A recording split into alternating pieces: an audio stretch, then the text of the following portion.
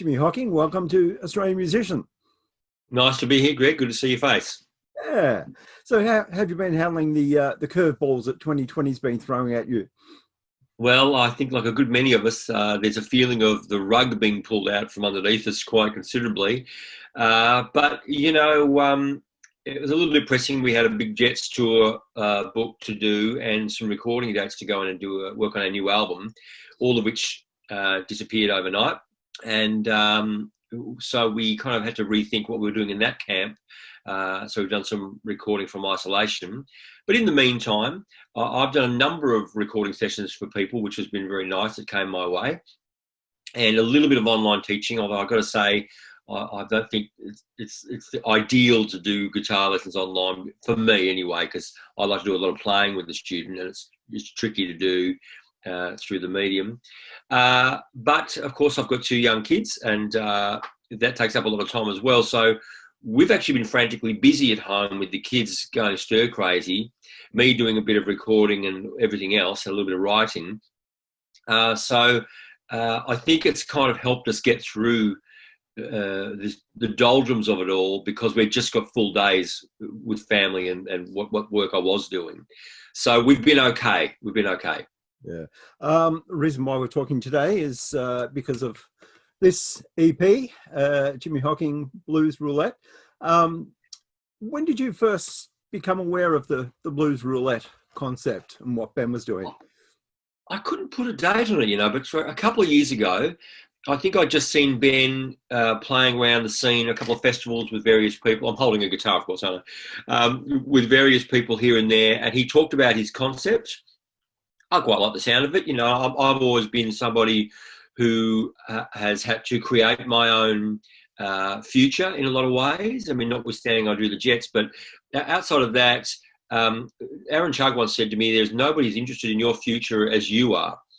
So I've always felt you've got to create projects to make something happen. You can't wait for the phone to ring. And I like Ben's moxie, about creating a brand and getting something going. So when he probably a couple of years ago just texted me out of the blue and said, "You want to do one of my Wednesday nights? I've got started down at the Catfish." Of course, I said yes. I love that jamming environment. And I've done, I don't know, half a dozen or so of them now. And then some other bits and pieces come along like this was right at the start of this lockdown that we actually did this recording. And it was really something for the council out there in Marysville that were doing something to support their arts program to beam on the internet to their neighbourhood. So that's how it started. But I know I'm running with this now, Greg. But it was a real surprise thing. I got to say, we went out there to this hall in Marysville. It was a 100-year-old hall, and it was freezing. I mean, I'm not exaggerating. It was like 3 or 4 degrees, and we were there to do it at like midday or something like that. And we were all, rugged up. I had my gloves on, and there was no heating in the hall. Of course, it was empty because we weren't playing to anybody. We were just playing to a camera crew, and so anyway, we set about the task of playing completely unrehearsed, which is that's Ben's thing. We just get there and do it. So I pulled out some of my original songs, a couple of covers, some of which we didn't use anyway. But we did about 35 or 40 minutes worth of playing, and I did some acoustic stuff as well. But Ben rang me a couple of weeks later and said, "I've heard the rushes of that stuff." He said, "It sounds surprisingly good, and do you fancy doing something with it?" So it was kind of his baby, he's really been done all the elbow work behind the scenes. I've just been, the guy that walks in the door and does a bit of playing, walked out again. So Ben has really put in the hard yards here. And you know what? I think that we've come up with a surprisingly good recording.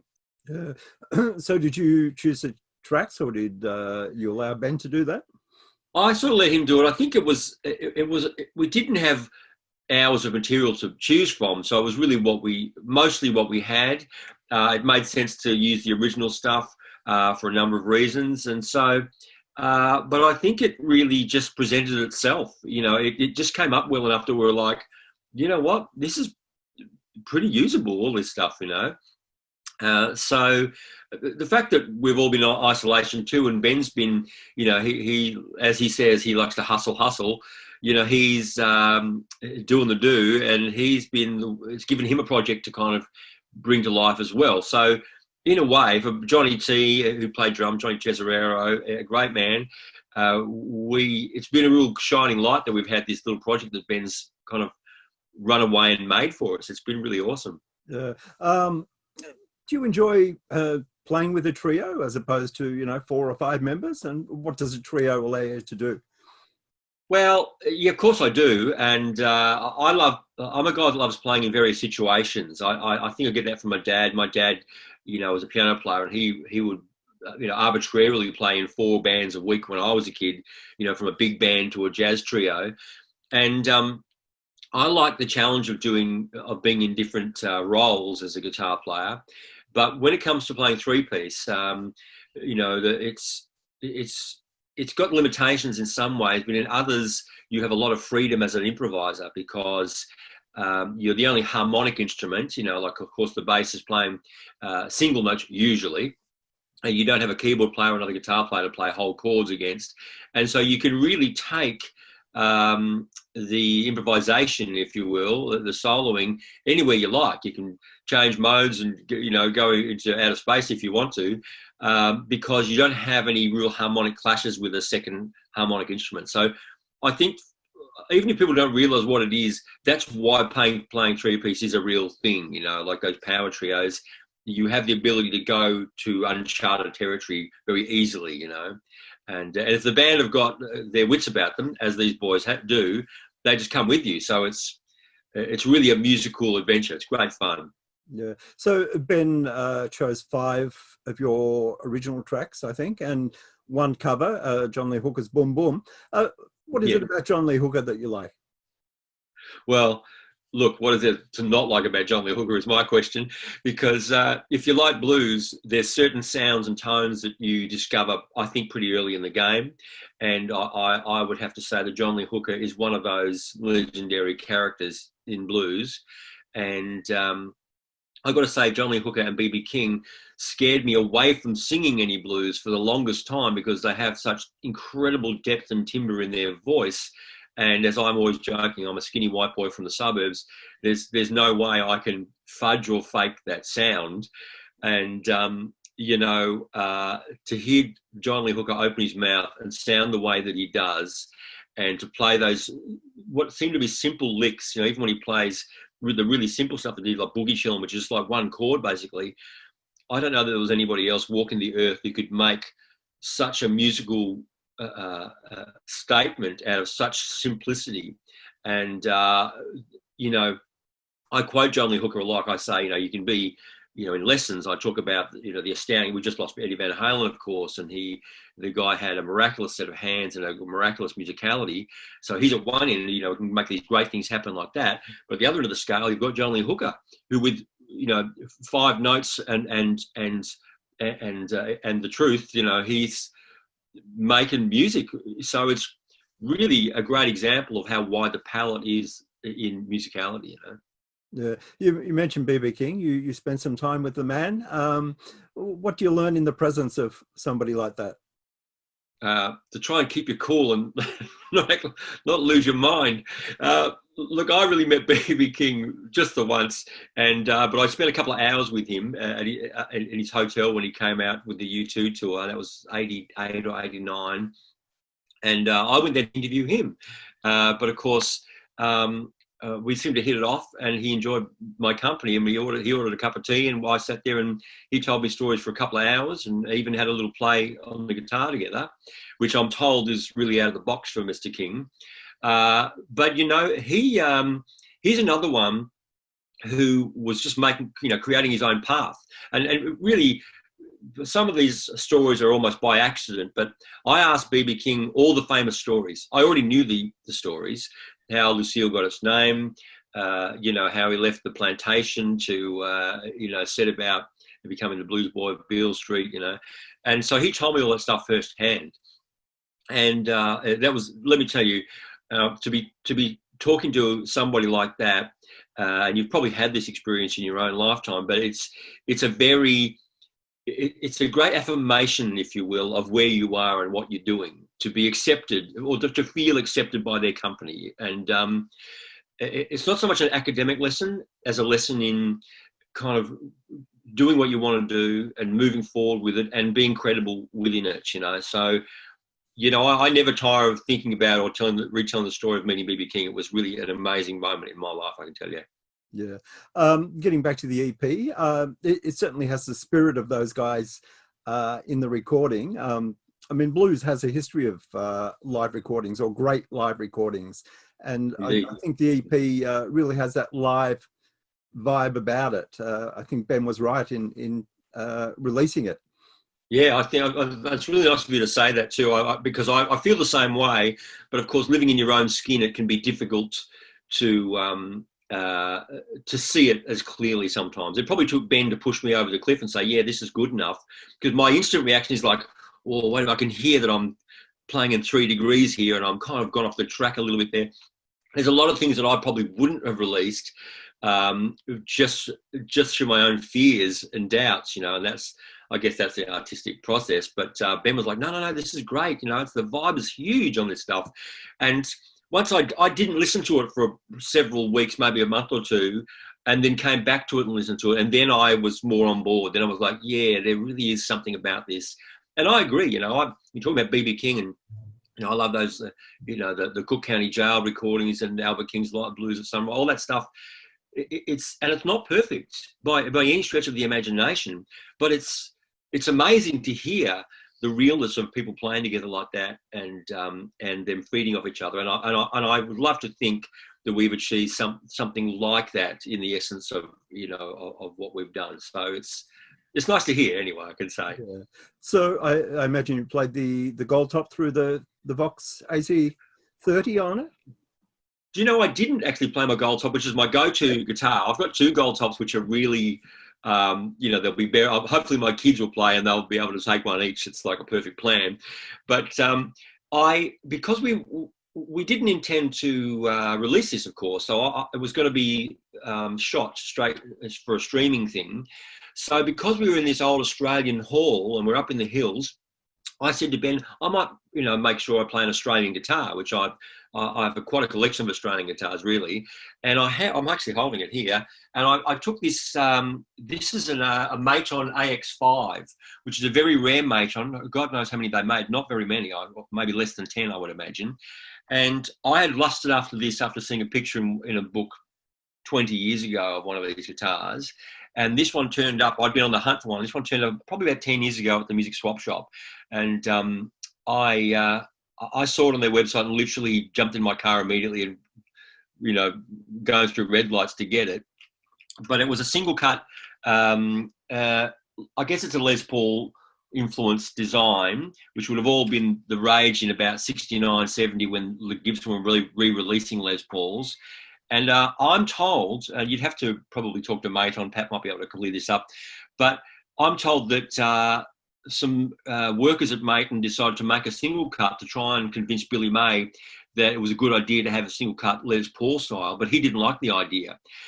So I'm told they were made outside of business hours, perhaps, as a kind of maybe to push Bill over the edge to accept this idea, but he didn't accept it. He didn't go for it.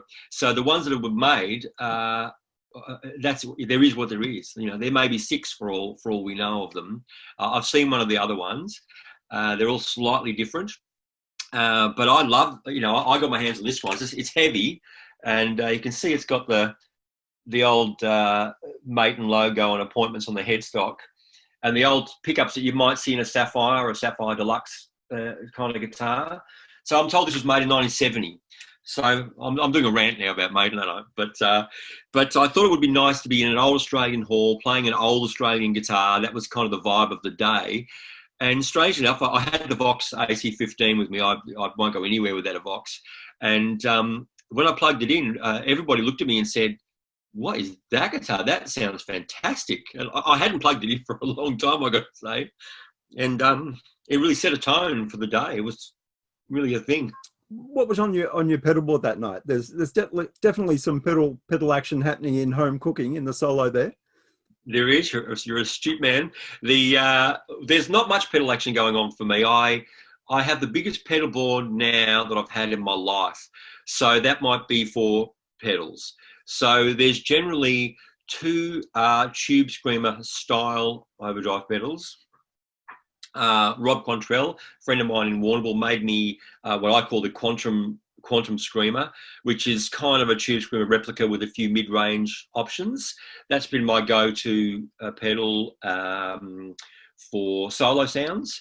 I'm just trying to think what I had with me, and I would have had a Dazatronics, another Australian-made pedal. I think he calls it the TX10.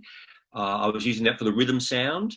And the only other thing I had, apart from a tuner, is I've got an old MXR chorus. This the mono chorus, the little yellow pedal. I love those old MXR pedals. I'm a big fan of the old Distortion Plus pedals and stuff, but I don't use them live that often because there's no boost. Sometimes they're below my guitar level, but on many recordings I use them. And so I've got this old micro chorus, they call it, the old MXR. So that's what you hear when that kind of lush sound comes in over those chords on home cooking. That's just the micro chorus being switched on. And then I move the pot with my toe a little bit to ramp up the modulation. Yeah, it's a great sound. Yeah. Blues is such a universal language, particularly for musicians, and you could sit in with a blues band anywhere in the world and jam. Do you have many favourite moments like that have actually happened?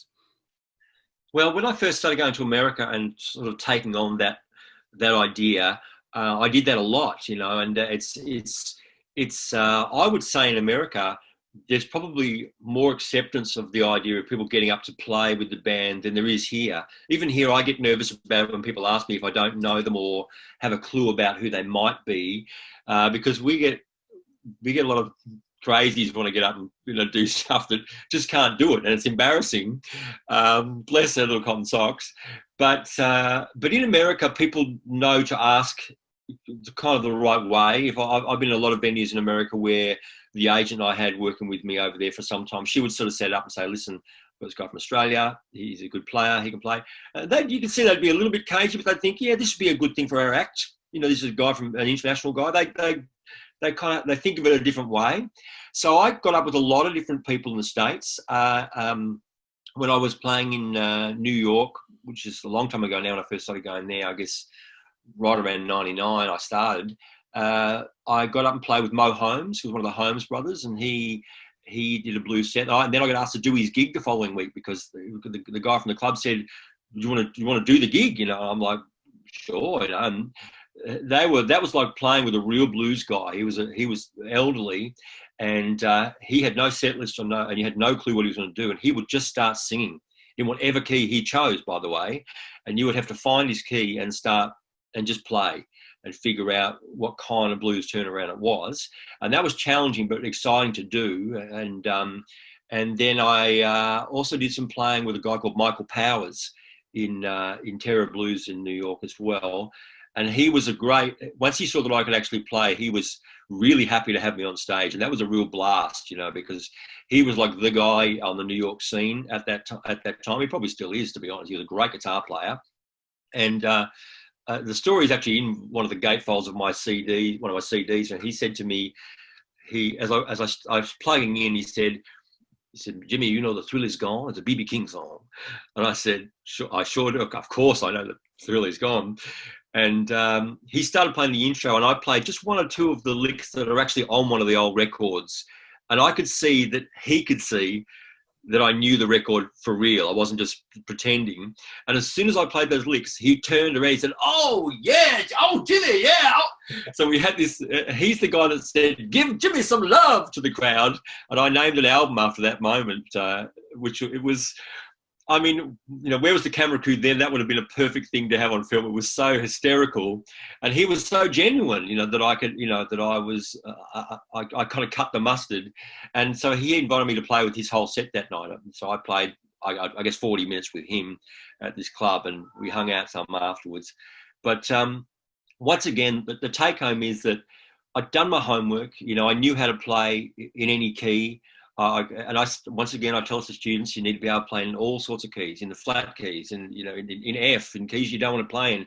These are the keys that people are going to want to play in because they sing there. And you know, it paid off for me, and it was once again a great affirmation of the road that I had chosen. Yeah. Okay, so the Blues Roulette EP is out now and available. I guess you can go to the Blues Roulette Facebook page. Are there other Yep. places where you can buy it? Well, there will be. I mean, we are launching it on November the 1st. So as I sit here before you, contacting Ben Wicks on either his Facebook page or the Blues Roulette Facebook page, it's the same place. You can get hold of a copy. You can reserve a copy, and we will explore what other platforms we'll put it on after November 1st when we sell a few of the hard copies once we're out doing some gigs. And Ben and I are already talking about doing a couple of shows in November if this will happen, possibly at the Catfish. So of course, we're all waiting to see what we're going to be able to do, and that will be key in this discussion. But we are looking at doing some shows when we can in November. Yeah. All right, Jimmy, it's been great to catch up, and Yeah. all the best. Thank you so much. Good to see you. And once again, let me say how great that Peter Green piece was that you put together. Oh, thanks, man. Yeah, I've watched it twice. So, you know.